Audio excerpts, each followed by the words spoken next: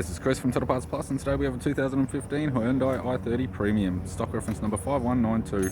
The shape runs from the 3rd month 2012 through to the 2nd month 2017. It has a D4 FB 1.6 litre 4-cylinder turbo diesel engine backed by an automatic front-wheel drive transmission.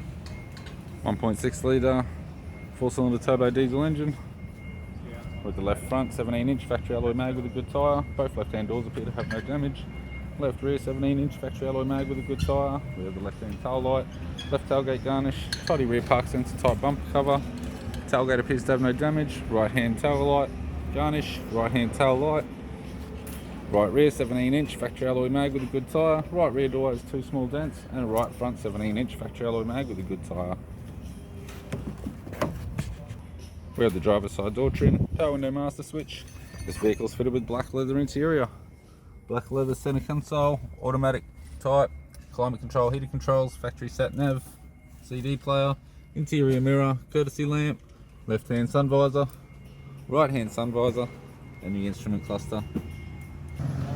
I'm Chris from Total Parts Plus, and I'd like to thank you for watching this video.